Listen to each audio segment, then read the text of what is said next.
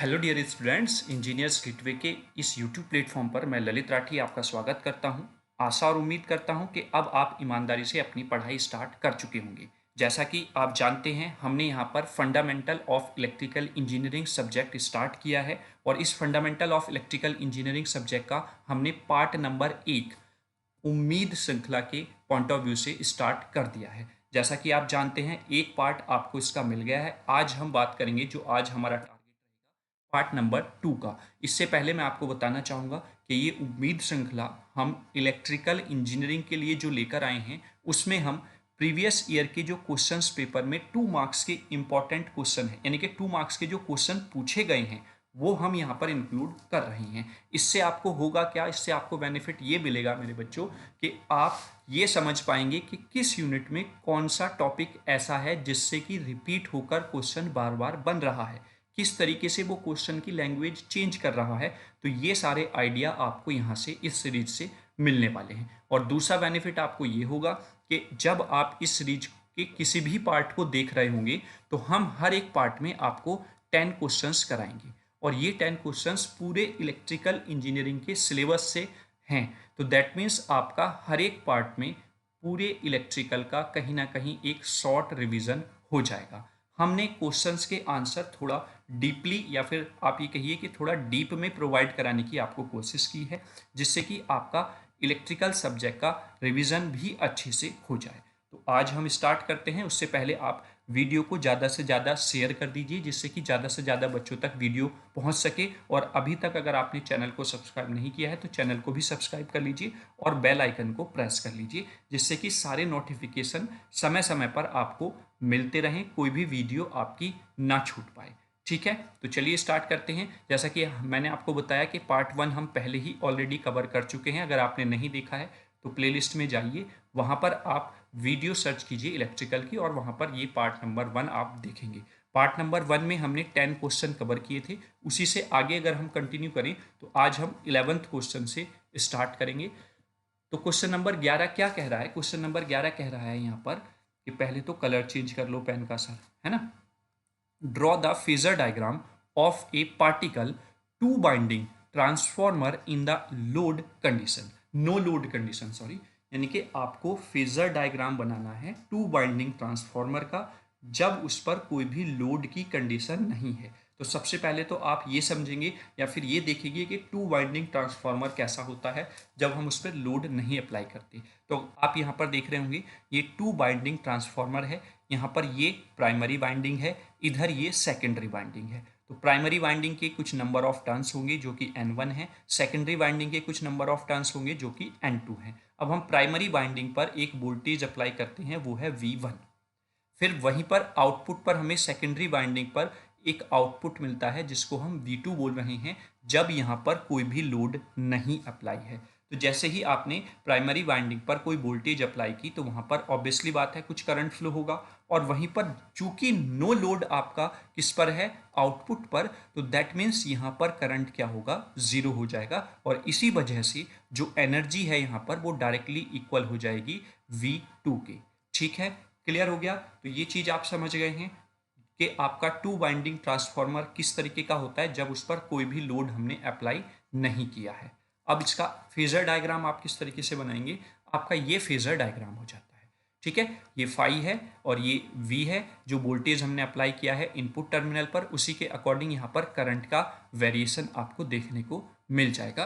और यही आपका फेजर डायग्राम होता है जब ट्रांसफार्मर नो लोड कंडीशन में होता है। ठीक है, तो यही आपको यहाँ पर बनाना है। कुछ थ्योरी में आपको यहाँ पर एक्सप्लेन नहीं करना है, केवल और केवल उसने ड्रॉ करने को आपको ये कंडीशन बोली है। और ये क्वेश्चन बहुत ही इंपॉर्टेंट है एग्जाम के पॉइंट ऑफ व्यू से। ज़्यादातर 90% हर क्वेश्चन पेपर में आपको ये देखने को मिल ही जाएगा। ठीक है, चलिए नेक्स्ट क्वेश्चन की बात करते हैं। नेक्स्ट क्वेश्चन क्या कह रहा है? क्वेश्चन नंबर 12 है कि डिस्क्राइब कीजिए briefly the different types of DC machines. तो डीसी मशीन्स जो डिफरेंट टाइप्स की होती हैं उनको यहाँ पर डिस्क्राइब करने को इसने बोला है। डिस्क्राइब मतलब थोड़ा थोड़ा उनके बारे में हमें बताना होगा। 2 मार्क्स के पॉइंट ऑफ व्यू से आप 2 या 3 कोई भी डीसी मशीन एक्सप्लेन कर सकते हैं, लेकिन डिटेल में उनको एक्सप्लेन आपको नहीं करना है। तो हम यहाँ पर थोड़ा ज़्यादा डीसी मशीन्स के बारे में जानेंगे। हो सकता है आप कोई भी 4 याद करें और आपको 3 वहाँ पर रिमाइंड रह जाएँ, एक कोई भूल जाएँ, तो इसलिए आप 3-4 ज़रूर करके यहाँ से जाएँ, ठीक है?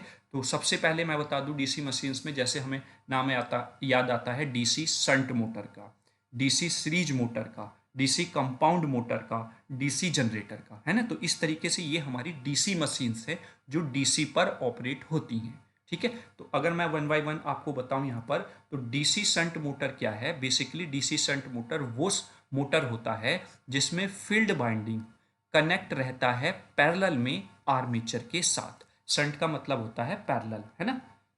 पढ़ा होगा पैरेलल या शंट हम उसको बोल देते हैं। तो जब आपकी फील्ड बाइंडिंग आर्मेचर के साथ पैरेलल में कनेक्ट होती है तो वो आपकी शंट डीसी मोटर कहलाती है। ये करती क्या है? It provide the constant speed under varying load. मतलब अगर लोड वेरी भी कर रहा है तो यहाँ पर ये डीसी शंट मोटर आपको कांस्टेंट स्पीड प्रोवाइड कराती है, ठीक है? बस इतना आपको यहाँ पर एक्सप्लेन करना है। चलिए नेक्स्ट देखते हैं DC series motor. DC series motor क्या होती है? जब ये फील्ड बाइंडिंग आपकी सीरीज में कनेक्ट हो जाती है आर्मेचर के, तो ये आपका डीसी सीरीज मोटर बन जाता है, ठीक? इसका काम क्या है? ये हाई स्टार्टिंग टॉर्क प्रोवाइड कराती है, स्पीड वेरी करती है विद लोड। जब आपका DC shunt motor DC series motor की हम बात करते हैं, तो डीसी सीरीज मोटर में चूंकि फील्ड बाइंडिंग जो है वो आर्मेचर से डायरेक्टली कनेक्ट है, तो जैसे जैसे यहाँ पर लोड वेरी करेगा उसी के हिसाब से स्पीड भी इस मोटर की वेरी करती है और ये आपको हाई स्टार्टिंग टॉर्क प्रोवाइड कराती है, ठीक है? चलिए दोनों समझ में आ गए अच्छे से। नेक्स्ट देखते हैं। नेक्स्ट है DC compound motor.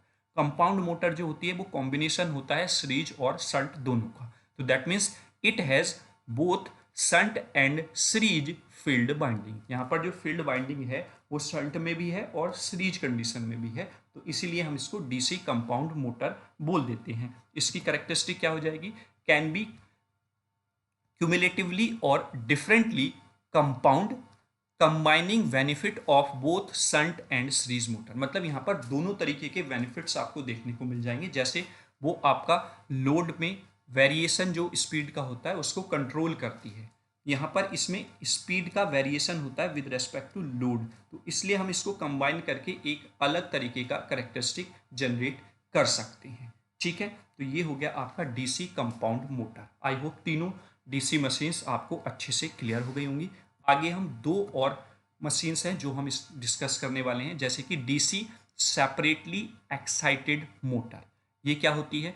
Field winding powered by A separate external source. मतलब यहाँ पर जो फील्ड वाइंडिंग है उसको जो हम सोर्स प्रोवाइड करा रहे हैं एनर्जी का, वो सेपरेटली बाहर से प्रोवाइड कराएंगे, ठीक है? तो वो आपकी डीसी सेपरेटली एक्साइटेड मोटर हो जाएगी। आप नाम को ही समझे, यहाँ पर सेपरेटली एक्साइटेड, तो मतलब एक्साइटेड करने के लिए हमें क्या करना पड़ेगा? सेपरेटली यहाँ पर कोई एक्सटर्नल सोर्स इससे कनेक्ट करना होगा, ठीक है? तो ये आपका fourth type of DC machine हो जाता है। इसकी कैरेक्टरिस्टिक की अगर मैं बात करूं तो ये हो जाएगा precise control over the speed and torque. मतलब स्पीड और टोर्क पर कंट्रोल प्रोवाइड आपकी कराती है डीसी सेपरेटली एक्साइटेड मोटर, ठीक है? चलिए नेक्स्ट है डीसी जनरेटर।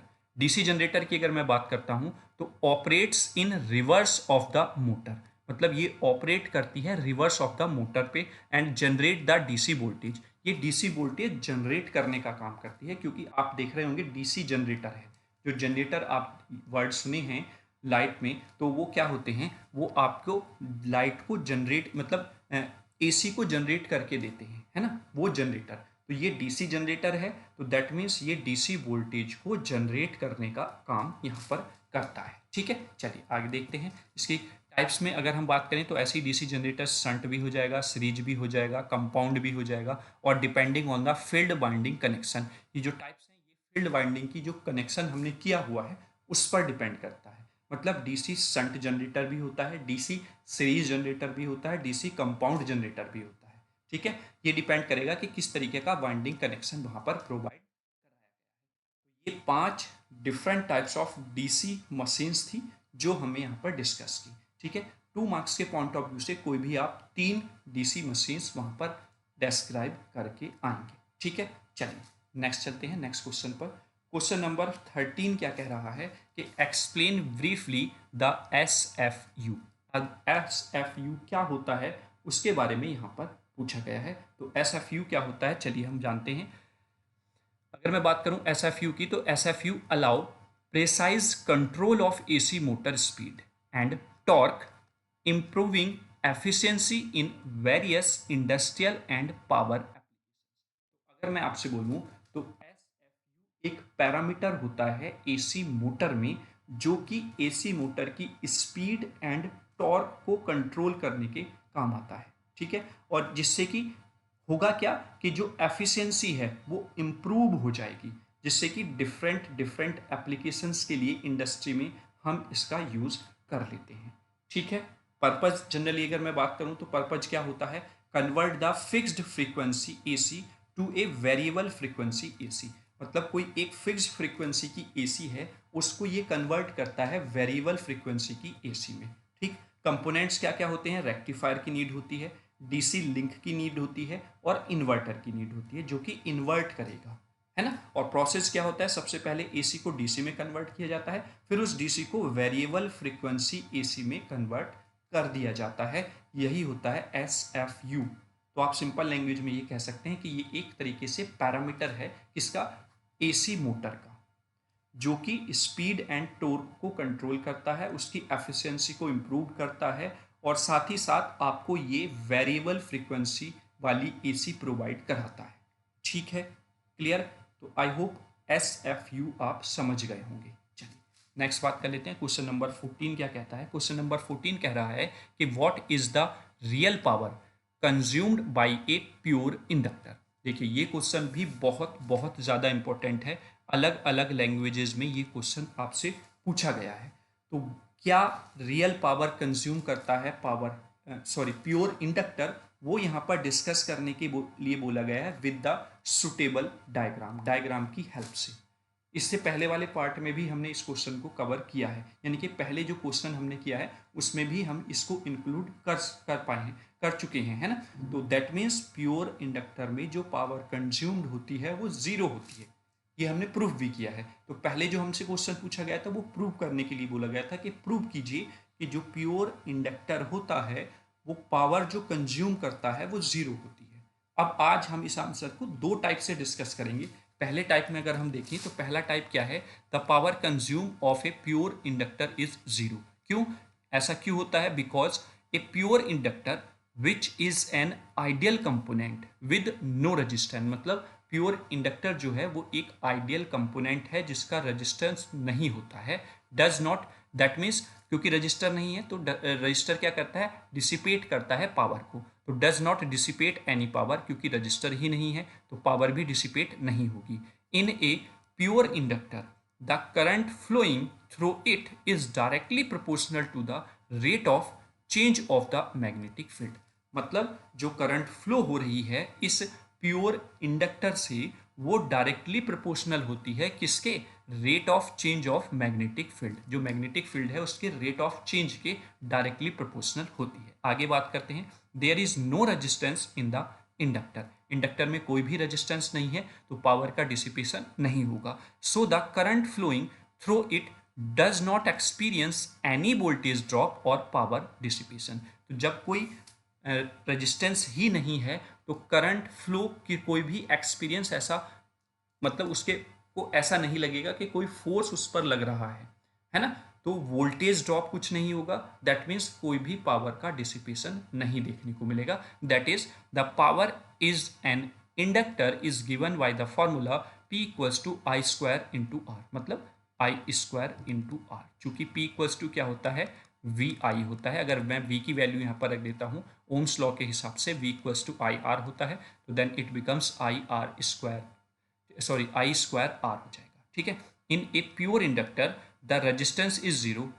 प्योर इंडक्टर में रेजिस्टेंस की वैल्यू क्या है, जीरो है, तो अगर मैं ये जीरो रख देता हूं तो पावर क्या बन जाएगी, जीरो बन जाएगी। ठीक है, so the power consumption P is also zero.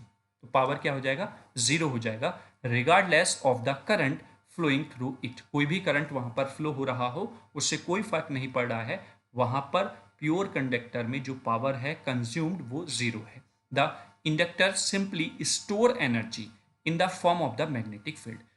बस इंडक्टर काम क्या करता है, एनर्जी को स्टोर करता है मैग्नेटिक फील्ड की फॉर्म में and release it back to the circuit as needed. जब सर्किट में नीड होगी इसकी तो वो उसको रिलीज भी कर देता है विदाउट डिसिपेटिंग एनी पावर।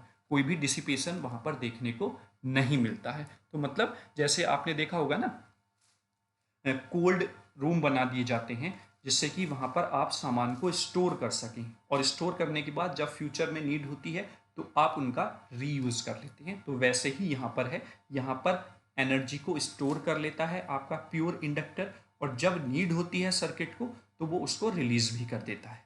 ठीक है, और इस पूरे प्रोसेस में कोई भी पावर का डिसिपेशन देखने को नहीं मिलता। तो ये आपका हो गया कि जो पावर कंज्यूम होती है प्योर इंडक्टर में वो कितना होती है, जीरो होती है।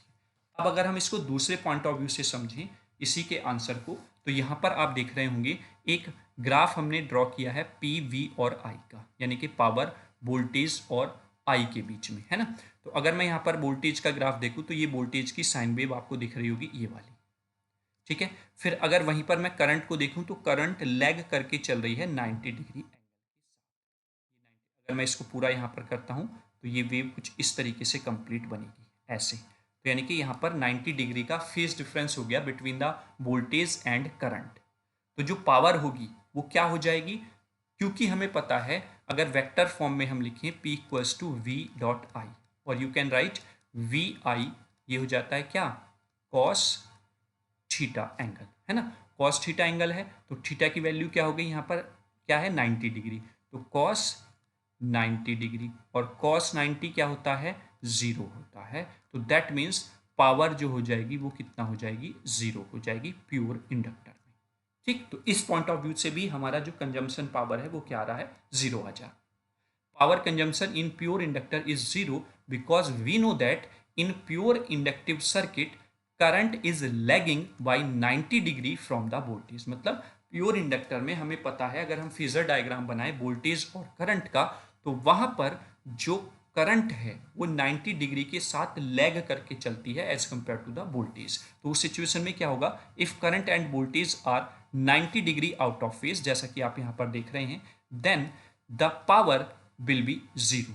क्यों, क्योंकि P equals to V I cos phi होता है और जो फेज डिफरेंस है दोनों के बीच में वो है 90 डिग्री का, तो कॉस 90 की वैल्यू हो जाती है जीरो।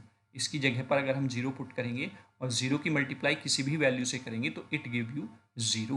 तो दैट मीन्स जो पावर कंज्यूम हो रही है प्योर इंडक्टर में वो इस पॉइंट ऑफ व्यू से भी जीरो हो जाती है। तो आपसे वो प्रूफ जब कराएगा तो आप किसी भी तरीके से एक्सप्लेन करके प्रूफ कर देंगे कि प्योर इंडक्टर में जो पावर कंज्यूम होती है वो क्या होती है, वो जीरो होती है। Is that clear? चलिए, आई होप ये सारी चीजें आपको क्लियर हो गई होंगी। अब बात करते हैं नेक्स्ट क्वेश्चन नंबर 15 की, कि डिफाइन कीजिए expression for the form factor and the peak factor. Peak factor के लिए एक्सप्रेशन हमें यहाँ पर बतानी है, यानी कि पीक फैक्टर और फोरम फैक्टर हमको यहाँ पर डिस्क्राइब करना है। चलिए देख लेते हैं। तो फॉरम फैक्टर की अगर मैं बात करूं तो ये रेशो होता है I R M S R M S value to the average value. तो अगर मैं यहाँ पर फॉरम फैक्टर की बात करता हूँ तो फॉरम फैक्टर हो जाता है R M S value upon average value.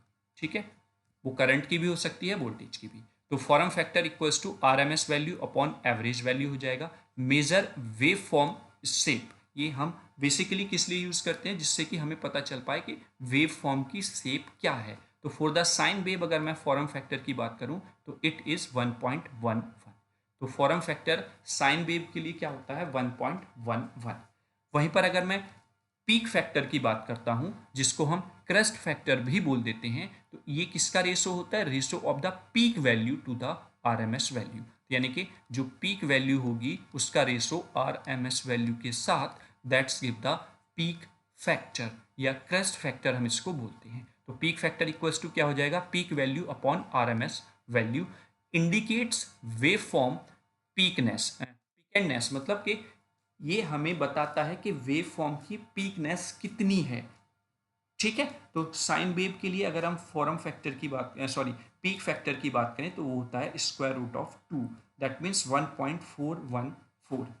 तो ये दोनों फैक्टर्स आपको क्लियर हो गए होंगे किस तरीके से आपको इसको एक्सप्लेन करना है। ठीक है, चलिए नेक्स्ट क्वेश्चन, क्वेश्चन नंबर 16 की बात करते हैं। क्वेश्चन नंबर 16 क्या कह रहा है कि स्टेट द किरचॉफ्स लॉ। तो किरचॉफ्स के दो लॉ होते हैं, आप बहुत आसानी से इनको समझ सकते हैं क्योंकि आप इनको 12th में भी पढ़कर आए हैं, है ना। तो किरचॉफ्स सर्किट लॉ होता है जिसको हम KCL sorry Kirchhoff's current law जिसको हम केसीएल बोलते हैं। केसीएल में क्या होता है, केसीएल में कहने का मतलब होता है कि किसी पॉइंट पर कितनी करंट आ रही है और कितनी करंट जा रही है वो एक दूसरे के उनका समेसन जो है वो इक्वल होता है। तो that means the total current entering a junction और a node is equal to the total current leaving the junction. जैसे हम एक रूम की बात करते हैं, एक रूम में दरवाजा एक तरफ से है आने के लिए, दूसरी तरफ से जाने के लिए, तो मतलब जितनी करंट या जितने लोग उस दरवाजे से एंटर हुए उतने ही लोग तो उस दूसरे दरवाजे से बाहर निकलेंगे। तो दैट मीन्स उन सब की जो सम है वो इक्वल टू होगा, इन इक्वल्स टू आउट। तो that means summation of the input current जो इन हो रही है equals to summation of the out current जो कि बाहर निकल रही है करंट। वहीं पर अगर हम केवीएल की बात करें तो Kirchhoff's voltage law, Kirchhoff's voltage law क्या होता है, किरचॉफ्स वोल्टेज लॉ है कि जो सम है पोटेंशियल डिफरेंसेस का किसी भी एक क्लोज लूप में वो जीरो होगा। That means the sum of all electrical potential differences that's the voltages जिसको हम बोलते हैं अराउंड एनी क्लोज लूप और सर्किट इज जीरो। मतलब एक सर्किट अगर इस तरीके से है, यहाँ पर वोल्टेज सोर्सेज लगे हुए हैं, लुक्स लाइक दैट, कितने भी वोल्टेज सोर्स आप यहाँ पर कनेक्ट कर सकते हैं, तो उन सब का जो सम होगा इन सब वोल्टेज सोर्सेज का वो क्या होगा, वो जीरो होगा। ठीक है, अगर मैं इस तरीके से लिखता हूँ तो यही किरचॉफ्स वोल्टेज लॉ कहता है कि एक इलेक्ट्रिकल पोटेंशियल डिफरेंसेस का सम जो है किसी भी क्लोज सर्किट में, किसी भी क्लोज लूप में वो जीरो होता है। तो आई होप दोनों लॉ आपको अच्छे से क्लियर हुए होंगे। अब बात करते हैं क्वेश्चन नंबर 17 की। Define the power factor. Power factor क्या होता है, पावर फैक्टर होता है ratio of the real power to the apparent power. मतलब ये एक रेशो है इसका पावर का, रियल पावर का अपरेंट पावर के साथ, किसमें, in AC circuit. AC circuit में अगर हम रियल पावर का रेशो अपरेंट पावर के साथ निकालें तो that's called the power factor of that AC, है ना। और ये इंडिकेट करता है how efficiently electrical power is converted into the useful work. तो यहाँ से हमें पता चलता है कि कोई भी इलेक्ट्रिकल पावर जो है वो कितना एफिशिएंटली कन्वर्ट हो रही है जिस काम के लिए हम उसको यूज कर रहे हैं। तो एक्सप्रेशन में पावर फैक्टर इक्वल्स टू हो जाएगा P अपॉन एस। P क्या है, आपका रियल पावर है, S आपका अपरेंट पावर है और वो इक्वल्स टू होता है कॉस फाई के। ठीक है, यहाँ पर फाई जो है वो फेस एंगल है between the current and the voltage. जैसा कि हमने फेजर डायग्राम अभी आगे बनाया था ना, तो वो आपका एक एंगल डिफाइन कर रहा है between the current and voltage. और रियल पावर और अपरेंट पावर के बीच का रेशो आपको पावर फैक्टर डिफाइन करता है। ठीक है, क्लियर। इस तरीके से ही आपको 2 मार्क्स के क्वेश्चंस के आंसर देने हैं। घबराना बिल्कुल नहीं है, क्वेश्चन बहुत इजी पूछे जाते हैं डायरेक्टली। बस आपको यूनिट वाइज जो आपकी टर्म्स आ रही हैं उस यूनिट में स्पेसिकली यूज हो रही हैं वो सब आपको अच्छे से प्रिपेयर करना है। 2 मार्क्स के क्वेश्चंस अपने आप आपके तैयार होते चले जाएंगे। इस सीरीज को जब आप देखेंगे तो आपको खुद कॉन्फिडेंस आएगा कि हाँ हम इलेक्ट्रिकल में बेहतर पोजीशन पर हैं। ठीक, चलिए आगे बात कर लेते हैं क्वेश्चन नंबर 18 की। तो क्वेश्चन नंबर 18 क्या कह रहा है कि define the electromotive force. Electromotive force क्या होता है वो चीज यहाँ पर पूछी गई है। तो अगर हम इलेक्ट्रोमोटिव फोर्स की बात करें जिसको हम शॉर्ट फॉर्म में EMF बोल सकते हैं, तो ये क्या होता है, the voltage generated by a source such as battery और जनरेटर। मतलब जो वोल्टेज जनरेट की जाती है किसी सोर्स या फिर बैटरी से या फिर जनरेटर से, वो रेस्पॉन्सिबल होती है for driving the current through a circuit. मतलब कितना वोल्टेज हमने अप्लाई किया है किसी सर्किट पर वही रेस्पॉन्सिबल है उसमें कितना करंट फ्लो होगा उसके, है ना। It represent that the work done per unit charge to move the charge from one terminal to the other terminal. मतलब कहने का यह है कि जो work done per unit charge हो रहा है किसके लिए, जो कि चार्ज को मूव करा रहा है one terminal to another terminal, वो इलेक्ट्रोमोटिव फोर्स कहलाता है। That means work done per unit charge is called the EMF, electromotive force. Clear? I hope question number 18 electromotive force क्या होता है वो आपको समझ में आ गया होगा। तो सिंपल लैंग्वेज में एक लाइन में अगर मैं बताऊं यहाँ पर, तो work done per unit charge क्या है, वही EMF कहलाता है, इलेक्ट्रोमोटिव फोर्स कहलाता है। ठीक है, चलिए क्वेश्चन नंबर 19 की बात करते हैं। 19 क्वेश्चन क्या कह रहा है कि right the statement of the superposition theorem. आप सुपरपोजिशन थ्योरम इलेक्ट्रिकल में पढ़ते हैं, तो उसका स्टेटमेंट यहाँ पर पूछा गया है। क्या स्टेटमेंट है सुपरपोजिशन थ्योरम का? तो जनरली क्या होता है कि किसी लीनियर इलेक्ट्रिकल सर्किट की अगर हम बात करें, तो वहाँ पर बहुत सारे इंडिपेंडेंट सोर्सेज लगे होते हैं, तो उनका जो टोटल रेस्पॉन्स होता है किसी भी कंपोनेंट का अगर हम बात करें, तो वो सम ऑफ द रेस्पॉन्स होता है जो इंडिपेंडेंटली सोर्स वहाँ पर एक्ट कर रहे हैं, और यही आपका सुपरपोजिशन थ्योरम कहलाती है। ठीक है, तो हम इसको लिखेंगे कैसे, वो हम यहाँ पर देखते हैं। Superposition theorem in a linear electrical circuit with multiple independent sources, किसी एक लीनियर इलेक्ट्रिकल सर्किट में मल्टीपल इंडिपेंडेंट सोर्सेज होते हैं। द टोटल रेस्पॉन्स, चाहे वो करंट का हो सोर्स या फिर वोल्टेज का सोर्स हो, एट एनी कंपोनेंट, किसी एक पर्टिकुलर कंपोनेंट पर, वो उन सबका जो रेस्पॉन्स होगा, sum of these responses caused by each independent source acting alone. मतलब कहने का ये है, अगर हम सिंपल लैंग्वेज में समझें कि कोई अगर सर्किट है हमारे पास, ठीक है, यहाँ पर इस तरीके से कोई सर्किट है, आगे आपका कुछ और लगा हुआ है, जैसे कैपेसिटर लगा हुआ है, इंडक्टर लगा हुआ है। अगर हम बेसिकली एक सर्किट की बात करें, तो इस सर्किट में बहुत सारे इंडिपेंडेंट सोर्सेज हैं, चाहे वो करंट सोर्स हो या वोल्टेज सोर्स हो।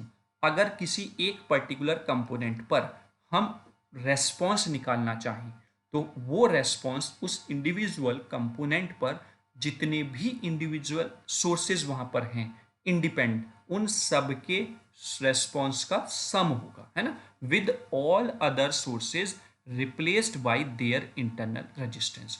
जो और अदर सोर्सेज हैं उनको हम रिप्लेस कर रहे हैं through the their internal resistance. Clear? यही सुपरपोजिशन थ्योरम होती है। ठीक, चलिए क्वेश्चन नंबर 19 भी आपका क्लियर हुआ। अब नेक्स्ट बात करते हैं क्वेश्चन नंबर 20। क्वेश्चन नंबर 20 क्या कह रहा है कि what is the function of commutator in DC generator. DC generator में कम्यूटेटर जो होता है उसका फंक्शन क्या होता है, वो यहाँ पर पूछा गया है। तो अगर आपको ध्यान हो, तो डीसी कम्यूटेटर का जो मेनली फंक्शन होता है वो क्या होता है, reverse the direction of the current in the armature.